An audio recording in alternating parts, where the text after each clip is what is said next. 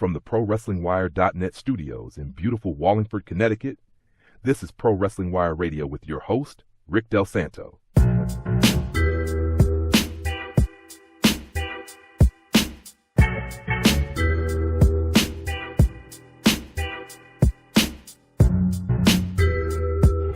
Hello, everybody. This is Little Guido, and you're tuned into Pro Wrestling Wire. All right, everybody, and welcome to the show. We have a very special guest here today, and Mr. Greg Evans, one half of the Ding Dongs and Rock and Roll Rebels from Deep South Wrestling. Hello. Which, to me, yes, yeah. So I want to know, how'd you get interested in the world of wrestling, and how'd you get interested in it? Were you a fan as a child? I'm sorry, as a kid. Okay, yeah. I got to take you back a little bit. You know, back when there was 3 channels and of course TBS, and it used to be very little television, very little entertainment back then. And one thing that kind of sparked my interest, other than the Saturday morning cartoons, was wrestling, because it was like they were superheroes and stuff. And there was one incident, and I'll go ahead and tell you this incident because I told a lot of people this, that really got me. I was about 8 or 9 years old, and my favorite guy to watch was a guy named Argentina Apollo. Have you ever heard of him? Absolutely. Very, very athletic guy. He was like a chimpanzee jumping around the ring. He wrestled without boots, and I just thought, that guy's a handful because he's all over the place. And they announced one week on the television that next week we're going to show Argentina Apollo's other job, and he is a professional artist. And I was okay, that's cool. And as they came up and they had the ring, they had easels setting all the way around the ring, and they could have got these paintings from anywhere, but they looked like landscapes, very nice landscapes, seascapes, and all that kind of stuff. It was really kind of nice paintings and stuff. And he was going to do a few strokes on a canvas and show people how to do this kind of stuff. And at a certain time, he was just kind of talking about his painting and how he got into it and all that stuff. Of course, you see the setup. And Ox Baker, do you remember Ox Baker? Absolutely. He actually lived up here up until his death. He lived in Hartford. Yeah. I'm about 20 minutes. The greatest heel mustache of all time. I heard he was just a big sweetheart, but he had the greatest mustache of any wrestler. And he reminded me of a Cossack. You remember the old Cossacks back in story lore, always had the furry hats and the giant mustache. But anyway, he comes out and he says, it's 7:23 or whatever it is. I was scheduled to wrestle 3 minutes ago. I've been paid to wrestle, and and he baby Huey to knock all the paintings down. And when Argentina Apollo tried to stop him, he just beat him up. And right then it was an epiphany. I said, this is such a setup, but it's awesome. And I got into it. I thought it was amazing. I said, in one way, that was the most cruel, heartless thing, but it got to be a setup. That's destruction of private property. Come on. But it was really good. And I saw the whole thing go down, and even at 9, I knew, okay, it's a work, and they're just getting emotions involved. And I thought it was great. And I was stuck. I watched it literally from there all the way through high school, college. I would keep up with the magazines and everything, and I always wanted to do it. And Jody Hamilton opened up a wrestling school, and I actually built my father a house in Stockbridge, Georgia, if he would pay enough money for me to get by and to send me to wrestling school. And that's how I did it. Wow. and I'm still good friends with Nick Patrick. Matter of fact, Nick's mother, Jody's wife, just had a stroke, and prayers out to her. But yeah, I've just lost Bill Harris, who was a good wrestling friend of mine, and I still keep in touch with some of the old guys. But yeah, I actually did it about 3.5 years. I loved it, absolutely loved it. But I was married and I had a young son, and you got to make choices in life, and I never looked back. Right. So you didn't wrestle anywhere else outside of say Deep South and I did some shots in Tennessee for some small groups, and I did some shots in Florida. I did shots in Alabama. I mean, just local stuff. Right. But it's real hard for the low budget guys to get any traction back then. That's right when all the territories disappeared. Television was taking over everything.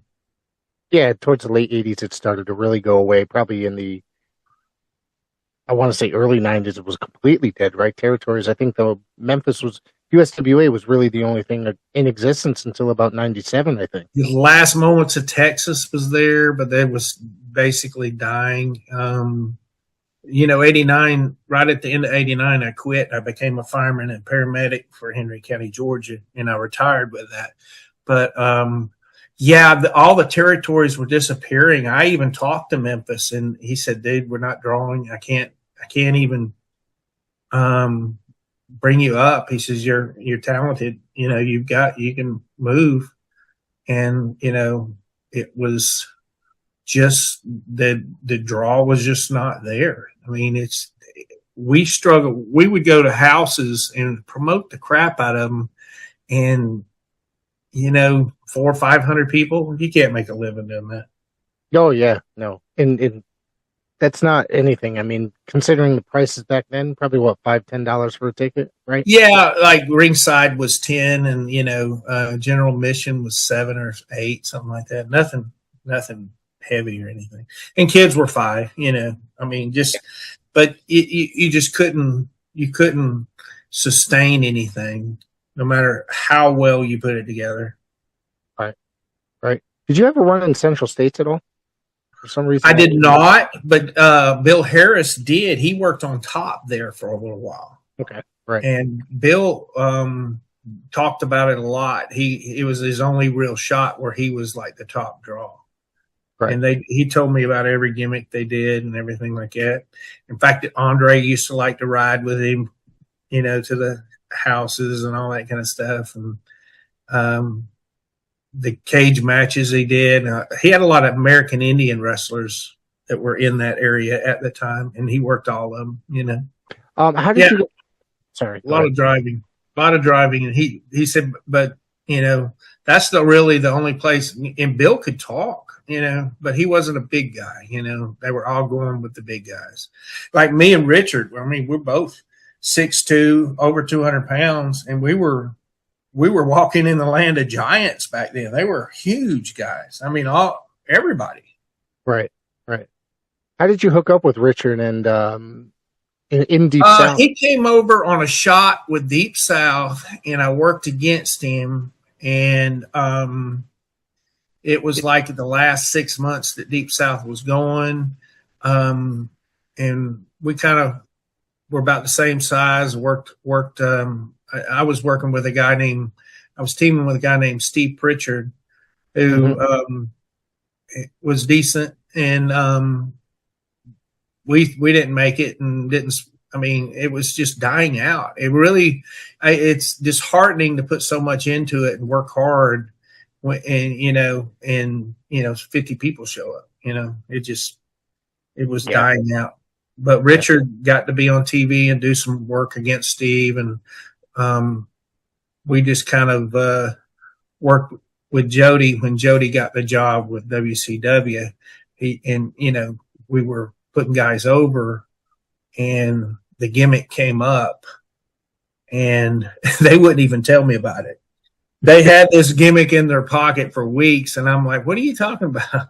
Because I think they knew I wouldn't done it, but but at the last second, they said, "Here's your stuff." I mean, I literally got measured, and they were, buying the gear, and he says, "In the boots," and he says, "This is what we're going to do." And then, like 2 days before, he told me the gimmick, and I said, and I told him, and I hate to say bad words, but I said, "You gotta effing be kidding me. Who is I?" He said, "This is not a rib. This is straight from the top." And I'm like, "What?" And it just, even though it got me on the tour for a little while, it's kind of a love-hate relationship with that whole thing. I mean, you guys have a kind of a cult following, I guess you could say. You know what I mean? Over the A years, little bit. It was like the worst gimmick ever put in front of anybody, But, actually, when it was dying, when they were about to kill it off, was when it was over. Yeah. It was the stupidest thing ever. The kids were on board. We was clowning it up. He said, "Hey, what else could you do?" I mean, think about it. We can't go out there like tough guys.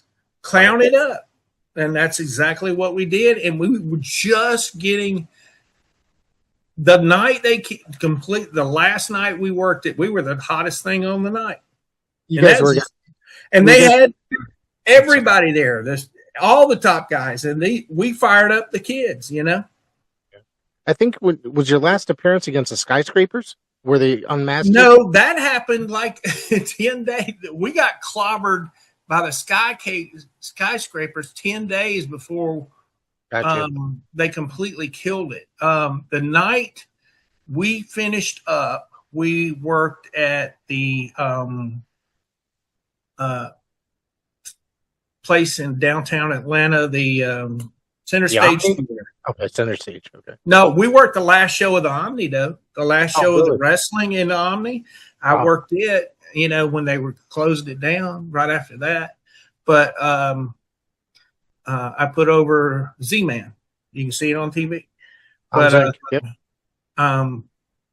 the last night that they actually wanted us to wear the gear, they were already told the gimmick's over. Of course, we already got clobbered, and we were over. We did. We got over. It was weird. Yeah. Yeah. You guys continued as I know Richard continued as himself for a little while. And yeah. Did you as well? I had a few dates that guys, I can honestly tell you, everybody that asked me to work that I agreed to work with, I always showed up except for one time, and my mom had an accident, was in the hospital. I couldn't get the person on the line to tell them I couldn't be there. But I had a few things that guys around the business that asked me to do as like more a personal favor than making any money, or doing anything. And I would do that because I'd worked with them, and that was their town. You know what I mean? Right. Yeah.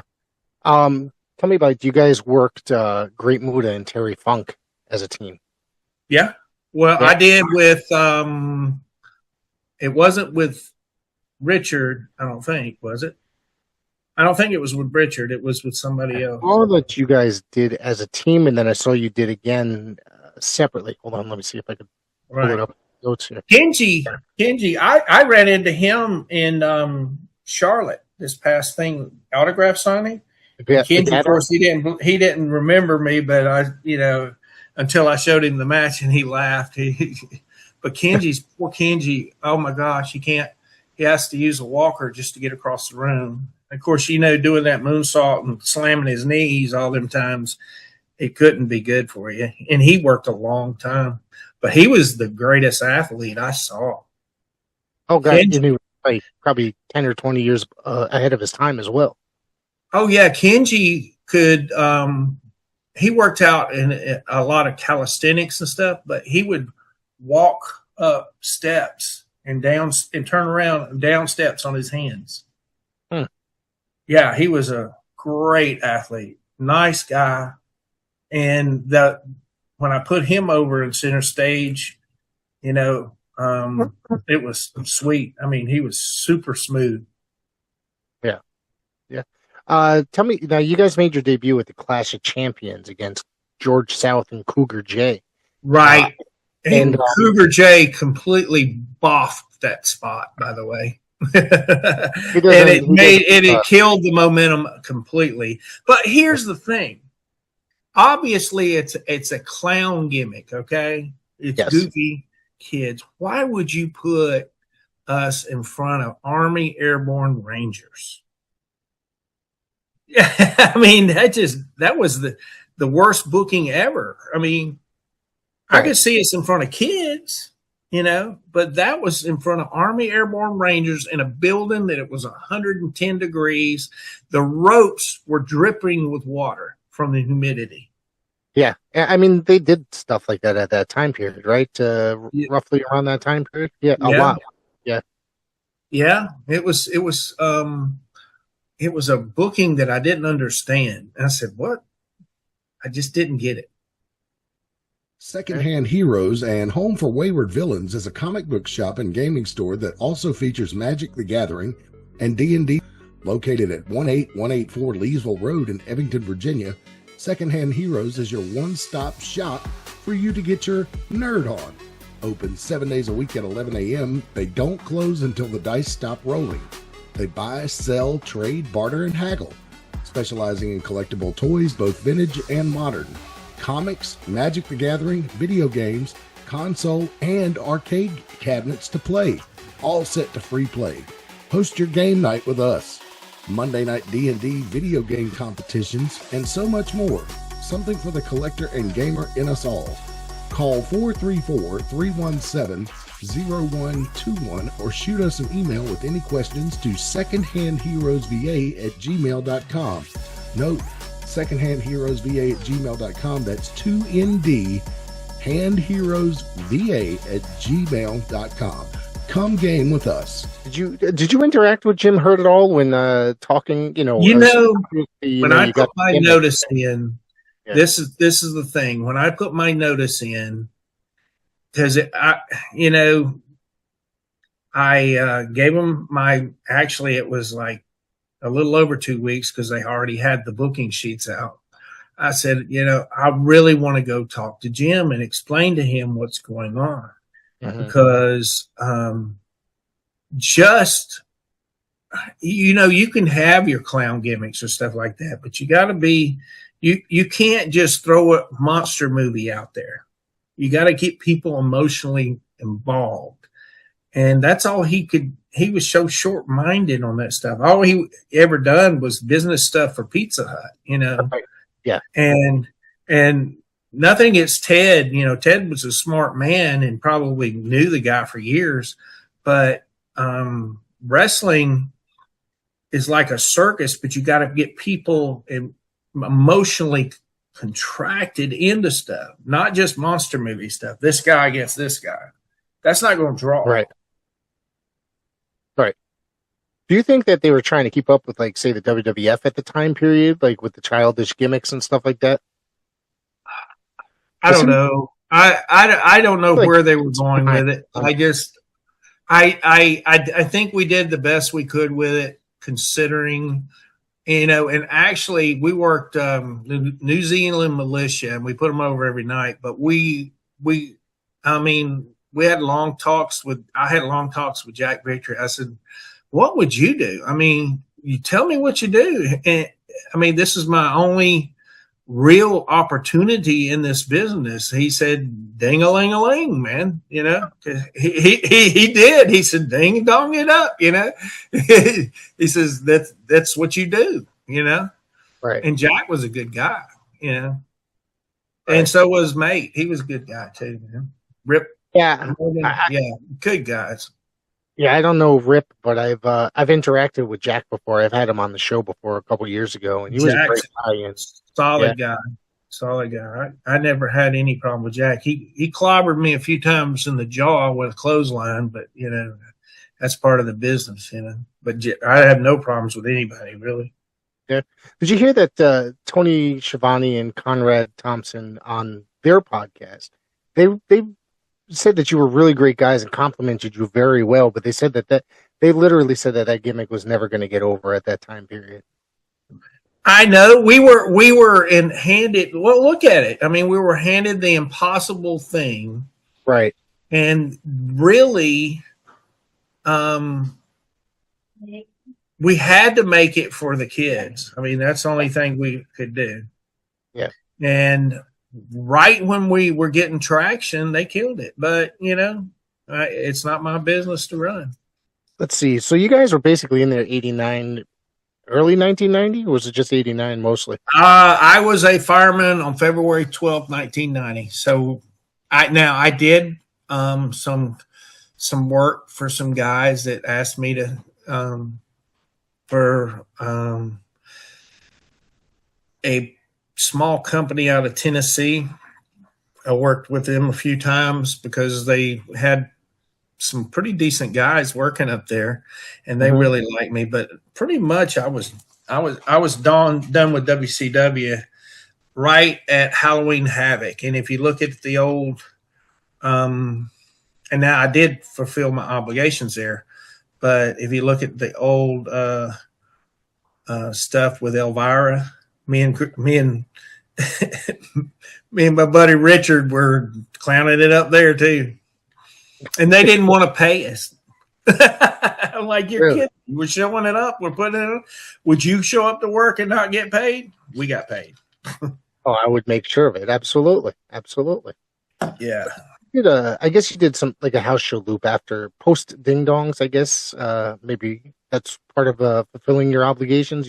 You wrestled. One of the last times I actually worked with him, I was teaming with Scott Hall against the Samoan SWAT team. Yes. And, me and Scott hung around a lot.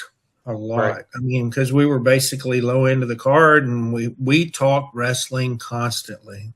And I miss Scott. He was a friend. I considered him a friend, Yeah. But we had long, deep conversations about working and what worked, what didn't work, why didn't it work. He was a big fan of the Freebirds. And that whole NWO, we ain't good, we ain't bad, we're just for us, That was strictly a robbing the Freebirds, because that's the way they did. Because, they hated Buddy and they hated Michael. But for some reason, they loved Terry. Yes. Yeah. He's the one that got over the most, I think, right? Terry? Oh, yeah. Terry made a fortune. I played golf with Terry, and Terry made a fortune in Japan. He got to where that's about all he did. Yeah. He would run local stuff like for Smoky Mountain and, local guys. But pretty much that's all he did was Japan. He made a fortune in Japan. He was one of the highest paid guys in the business. Him and Dr. Death were out there making a ton of money. Yeah. And, of course, Stan Hansen and Brody and all them guys made a lot of money. A lot of money. Yeah. It was something different that I guess they didn't get to see all the time, right? Right. Well, he even brought a tape. I'll never forget. We were working with a TV one time, and he brought a tape, and they put it in and showed him, and he just went bananas into the crowd. Well, there's no, lawsuits, like civil lawsuits on stuff like that. And he moved the crowd. I mean, this is thousands of people and him in the middle. It's like, it was amazing. He just tore a fit. So we touched upon it briefly before. So what made you get out of the wrestling world as a whole? Well, I loved it, but I was married and I had a young son. And to be real honest, I had a father who was home, but he was absentee. He loved to work, and that's what he did. And if I didn't go to work with him, I never saw it. Right. Literally. And he didn't show up with my sports stuff. I mean, I used to be a pretty decent athlete, and because he provided, but he was really, that was his enjoyment. And I promised myself when I had my young son, that was not going to be with me. Right. And, being gone 29 days out of the month, not even present in the house, I knew that's not going to work. Right. And my wife wasn't ready for that either. So, I got to tour. I loved it. I had a lot of fun, but I made the family decision, and I do not regret 1 second of it. That's awesome. I have a daughter or 2 daughters and a son, and they adore me, and they're all stable. And I have 5 granddaughters, and they all adore me too. That's awesome. That's so cool. I just had my first grandchild in earlier this year. So yeah, granddaughter.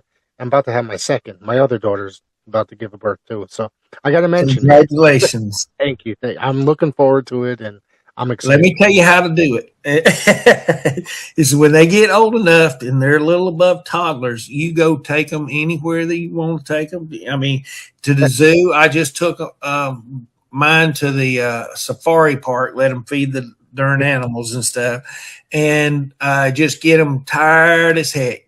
Take them to the water park, all that kind of, just wear them out. That way you ain't got to deal with them at night. That, I promise you, you'll be over like $1 million, and you won't regret 1 second of it, because that's when their personalities come out, and they're so fun. Yeah. I'm looking forward to that now that you said it. So yeah, it's coming. You're really in for enjoyable time. And volunteer. Just take them do stuff. And it don't matter what it is. Yeah, awesome. You'll love it. Even if it's to the little place with pizza and the toys and stuff like that. Just go. Yeah. Spend time with them, because we all have a clock on us. So enjoy yourself while you can. Absolutely. Let's talk about some of the guys that I have some guys I want to ask you about that you guys work with. Absolutely. You mentioned them before, but the Samoan SWAT team, Fatu and Samu. Benji. Fatu and Samu. Yeah. I played Crazy Eights with them a lot. Just for $1. Yeah. And the Samoan Savage, forget type. Wasn't he Tonga Kid? Tonga Kid. It's a Samoan Savage, yeah. And pretty good guys, man. I mean, they've been around the business all their lives. Good guys. I didn't have any problem with any of them. Yeah. Although Sam would get excited. I will say this.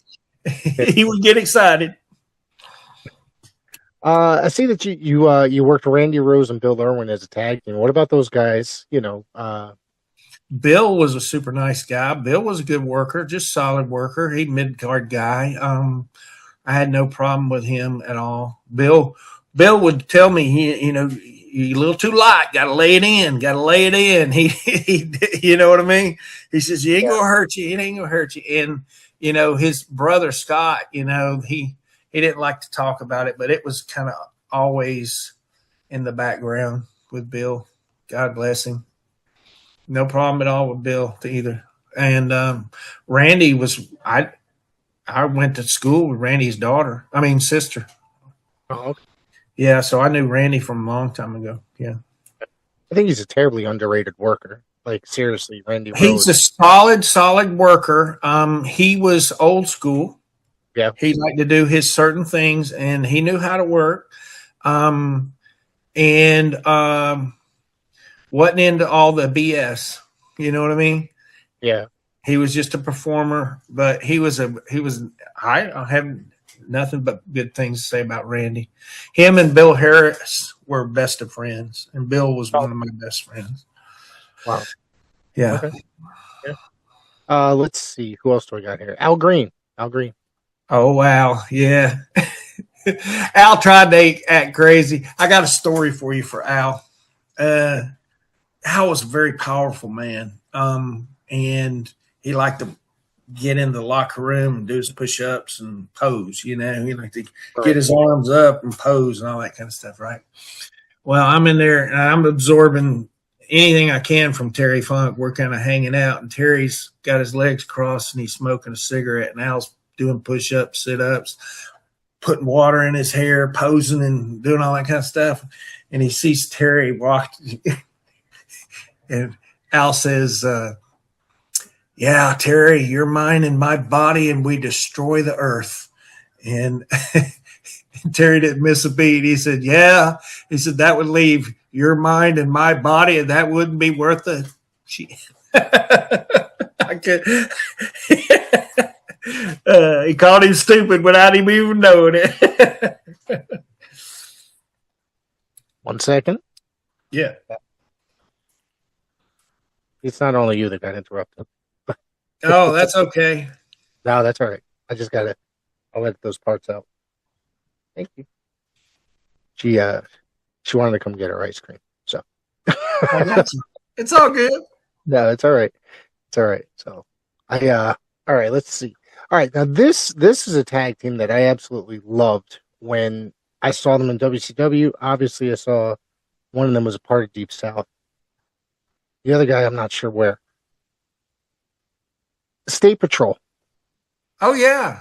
I helped train Dwayne Bruce, which was Sergeant Buddy Lee Parker, who ended up training all those big guys. All of them. Yeah. I worked with him at Jody's school a lot, and I was the guy showing him, basically how to do a lot of that stuff. Good. Right. I mean, he was a solid guy. He just didn't have any real flexibility. Right. He wasn't very tall, but he was a solid worker. Yeah, he's very thick, right? Yeah, he was solid. I mean, he wasn't all that thick. I mean, how thick can you be at 200 pounds? I mean, but he was a strong guy, and did best he could with what he had, Yeah, I didn't actually know he was a part of Deep South until somewhat recently. I think last year sometime I came across. I had some really cool matches with him in Deep South because we worked a lot together. Oh yeah, there's some old stuff. I doubt you could find it on YouTube or anything, but I did some great work with him. I mean, some of that it's like so hard to find. I came across a match with him and Eric Embry on Deep South Wrestling. Yeah, I was like, what? Yeah, Eric stopped in. Another dude that I really kind of liked hanging around was what was his name? The guy, Adrian Street. Oh yeah. I really wanted to work Adrian as a heel. I wanted to do it because I watched all these guys and they didn't know how to really pull off what he was trying to pull off. You know what I'm saying? Nobody got Adrian, but I think I could have really made his stuff look great. Right. I always enjoyed him. He passed away. Yeah, a couple years ago, right? We kept in touch. Yeah. Yeah. Yeah. He was just, he worked a lot for like the Savoldis and Continental and stuff like that down. Right. Well, Adrian, there's a lot of stuff on YouTube of Adrian when he worked in Great Britain. Yeah. Oh, really? Yeah, as a young guy and in shape guy, and he was basically, he actually trained with some of the British Royal Commandos at one time. Oh, wow. I don't know if you know, but those guys were nuts. Like they would take a grenade and toss it under the bleachers. Just to see who moved quick enough, the goofy guys. But Adrian could stretch you. He loved to grab me and tie me up. We were good. I mean, I just laugh at it because you win, But Adrian was a very, very cordial guy to me. I never had any crosswords. It was just nice seeing somebody like that. And he worked with Deep South a little bit. And like I said, I was a face at the time, an established face on the show. So I didn't get to work him, but I would have loved to work him. Oh, right. Did you get the WWE produce like a mini documentary on him? Did you get a chance to watch it at all? I did not. No, this is probably, right before he died, I think, probably like 4 or 5 years ago, maybe. was like on the network, so I don't know where. Probably on YouTube by now, like when they Okay. moved it. But I'll have to check it out. yeah, it's a short documentary, which I honestly feel like they could have done a full length movie on his career, like documentary. Oh yeah. His father was a coal miner. Yeah. Yeah. Both my grandfathers were coal miners. Oh wow. So we had that in common, Yeah. Yeah. So let's see, who else do I got here? You guys wrestled the New Zealand militia quite a bit, it seems. Yeah. On the house show tours. So of course you mentioned I got hit in the head with a canteen quite a bit. I always liked Rip Morgan a lot. I liked watching him when he was with the Sheep Herders. Jack Victory, was just Yeah. I watched him for years. Watched him Big, strong guy. Oh yeah. Yeah. Yeah. And I think he just did a one-off not so long ago, like last year or the year before up in New Jersey. He came back. No kidding. Yeah. He was telling me about it, that he was coming up there. So I was like, wow, that's crazy. So, but good for him, Well, yeah. Yeah. If you got the hips for it. Yeah. I see a lot of guys can't really necessarily walk a lot of times. Well, yeah, I had a knee replacement after my fire department stuff, and it was, I don't know if you know anything about firefighting. We're on our knees a lot putting out fires. So Right. my wrestling injuries usually made me ice down my knee a lot after a fire, But Yeah. but yeah, knee replacement was the best thing I've ever done. It was bad. Let's see. Now you mentioned you were an athlete too, right? What did you play? Well, I didn't get to do a lot of football because I always was in a cast for some reason. It was too much effort. But I was a pretty good swimmer. I could do sub 30 seconds and 50 meters. But Jonesboro had a guy named Steve Lundquist. I don't know if you know who that was. So I just swam in his weight. But he was an Olympic swimmer. He went to the Pan American Games and broke every record, He was something else. Yeah. Yeah. So do you still keep in touch with a lot of guys these days that you were involved with? In wrestling, not a lot. Like I said, one of my best friends on earth is Jim Bryant. He was a wrestler. He didn't really work with WCW much, but we still hang out and play golf now and then. And of course, till Bill Harris passed, we were always hanging out. And I keep in touch with Nick Patrick a lot.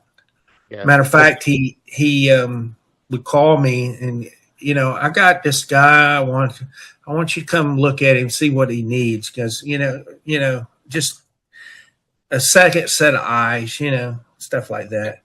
Yeah. And, Nick on and off runs a little promotion from time to time, He's keeping the deep but south. he's like I am, his mother's in real poor health, and he has a son that he has to take care of. And his other son actually does camera work for a lot of sporting events. Like, Okay. I think he's done Super Bowls and he does all the races and stuff like that. Right. Wow. Do you keep up with wrestling at all after you left, or even today? Not a lot. Yeah. Not a lot. Just every once in a while, I'll check out something. Like there was a local group that worked down here in Jackson, Georgia, not too far from here, that the high school football team kind of works as a fundraiser thing. And they wanted me to go, so I went to that. And there's some athletic guys still out there. There's in amongst all the poor quality, there was every once in a while there was some good stuff, Yes. And people really don't understand it, Right. Not like in the day, Yeah. What do you think about the way that it's evolved as like more of I predicted it. as a television business than it is, Well, it's always been that, but Well, I predicted the more athletic, the gymnast thing when I left. I also predicted the UFC. Really? Yes, back in the 80s, I told them, and she knows sooner or later they're going to have real wrestling. And they said, "What do you mean?" I said, "Real tough guys are going to get each other in chokeholds and arm bars and stuff like that, and your window of compatibility of being able to do it's going to be kind of short, but it's going to be real pro wrestling. They're going to yell, and then they're really going to back it up." They were doing stuff like that in Japan prior to it coming over to the States, and like in the 80s and stuff. And then there was also like worked real pro wrestling as well. You know what I mean? Right. Which they called the shoot wrestling, but you know what I mean? It was more realistic than, you know, what was going on in the United States as far as like everything based on a character and stuff like that. Sure. Yeah. I know the I worked out with some guys. They had some MMA stuff. Matter of fact, my first cousins who loved my wrestling career did some MMA stuff. Oh, really? Yeah, and their stuff was, you know, triangle chokes and stuff like that. They wouldn't put pounding. They were, you know, locking them up. Yeah, they were pretty good too. Yeah, I have a nephew that's gotten into grappling not so long ago. I think his mom got him into it just to try to discipline him, kind of a thing. You know what I mean? Yeah. And he does pretty well in tournaments and stuff like that. He's only like 12, 13 years old. So. Oh, yeah. Yeah. So it's kind of fun to, you know, to watch stuff like that. Yeah. Yeah. Oh, yeah. Well, you know, actually, UFC, when it first started out, it was pretty wide open. But, the rules had changed, you know, the way you do things, stuff like that. It was only legal in Vegas at the time. And it wasn't, you know, what's that? Wasn't real sanctioned, you know. Yeah, it wasn't really sanctioned. And, you know, I was a huge fan of the early days. And it was like, some of it, and I go back and watch it, it's even today, watching that old stuff, it's like, holy shit, some of that's crazy. It really is. Oh, yeah. So, oh, yeah. Compared to, like, they were some tough guys. Yeah. And you didn't have to necessarily, they didn't have weight classes either, needless to say. You know what I'm saying? So it was like, oh, yeah. You could have a 175-pound guy going against a guy at 500. Yeah, exactly. Yeah, it was pretty brutal. So it's kind of interesting to watch those old tapes, though, I think. Compared to today's stuff. The real athletes kind of showed out. Yeah. Absolutely. It's definitely more of like an actual sanctioned sport these days, and it's it's a moneymaker. So sure. Yeah. Yeah, they're doing it every weekend. Yeah. I don't know if you know it. It's somewhere every weekend. That's the interesting part, because it was like once every couple months for a while, then it became once a month, and then it became now it's literally every weekend. Yeah, every Saturday. They're making so much money between them and WWE as a combined unit, you know what I mean? So and the money's in TV. A lot of money's in TV. And of course, you know, the house, you know, doesn't hurt. Right. But the money's, you know, television advertising and all kind of stuff like that. Right.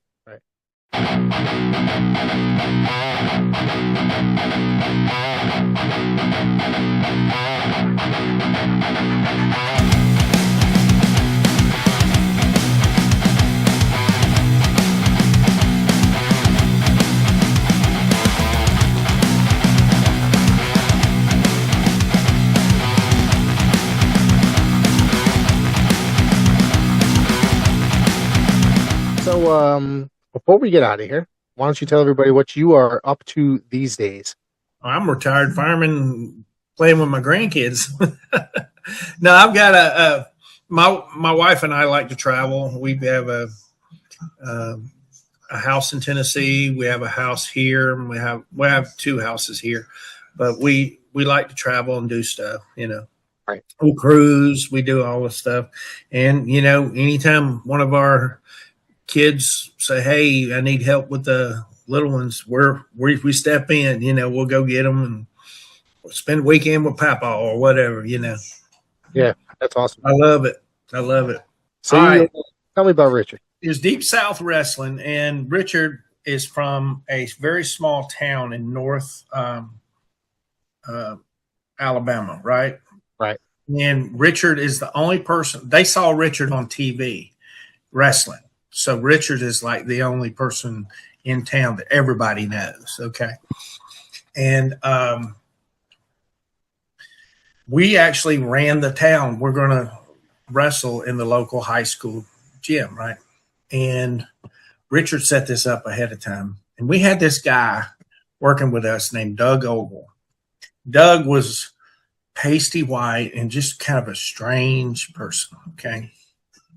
And he said, what we're going to do is we'll do the setup with my cousin, and he told me everything we're going to do. So this is how it went down. We were outside the building, and Richard comes out, and I'm talking with Doug at my vehicle. Right. He said, you ready to go look at this car? I said, yeah. I says, what'd you say it was? He said, it's a Corvette. I said, okay. I'm in the market for a car. And Doug, you know anything about cars? Oh, I know a little bit, you know. He said, so Doug, I said, why don't you go with us? We'll go look at this car. So now we got him, you know. So he said, okay, I'll go with you. So we go in, we get in the car, and we go to Richard's cousin house, Roger Sartoon, who is actually a very good worker too. But I speak to Roger on a regular basis. Roger's a great guy. So this is the setup. We go to Roger's house, and he kind of backs into a certain area. And Roger at the time, I mean, he looked pretty rough. I mean, and he said, all right, I'm going to go talk to this guy. And the way the thing went down is on the way to Roger's house. He's, well, you know the whole story about this car, right? I said, what do you mean? He said, dude, you don't get a Corvette for $3,000. And he said, this car is hot. I said, I don't want no hot car. And he said, no, they changed the numbers. They know what they're doing. They're pulling all this. He said, they know what they're doing. They've been doing this a long time. I said, dude, I don't want no hot car. He said, but I done told them you're going to look at it. You're going to be the one to tell them you don't want it. So anyway, and then Doug in the back seat, because, hey, do you think he'll come get my car so I can get the insurance money? I'm like, oh, my gosh, you're going to pay. So we go, and Roger pulls out in front of us, and he stops, and he kind of gets out, and he just eyeballs us real mean. You know, he mean mugs us for a minute. I said, dude, he don't look too happy. You know, we're playing this for Doug. He said, yeah. He says, you're going to have to buy this car. I said, dude, I ain't buying a hot car. He says, oh, well, you're going to look at it. So we go back roads into town, and I see the cars, but I don't say anything. There's police cars everywhere around us, but we go by them, and Doug doesn't notice it, you know. So we go down to this barn, and Roger goes in, and we follow him in. And literally, there's this Corvette that this guy's rebuilding in this thing, but it looks like, you know, they're repainting it and all that. The motor's hanging in there. He says, all right, we can have it by this weekend. He says, I need to know what color you want. Now we can do anything but blue because that's what it was. You know, he just rattling off this stuff. We ain't in there for 3 minutes. Cops coming in every door and window. I mean, just coming off and throwing us against the wall. All right, who's here to buy this car? You know, he says, we're going to get you for trafficking cars, trafficking stolen vehicles, and grand theft auto, and all this stuff. And he says, so who's here to buy this car? And I look straight at Doug across the car, and I point at him. Oh, he just ratted out bad. He's just like, oh my gosh, no, I'm here for the wrestling matches, you know, and all this kind of stuff. He just feeling, I mean, he's about to just puke his guts up, ratting everything out. And then, of course, Richard lets him off the hook. You just fell for the biggest rib in the county, you know, and all the guys laugh at him and everything. But dude, the look on his face when I pointed at him, it was worth $1 million. That is too funny. That is great. That was a great setup, and nobody got hurt, and it was just over in a couple of minutes, but it was like, oh, wow. And he goes, no, y'all ain't right.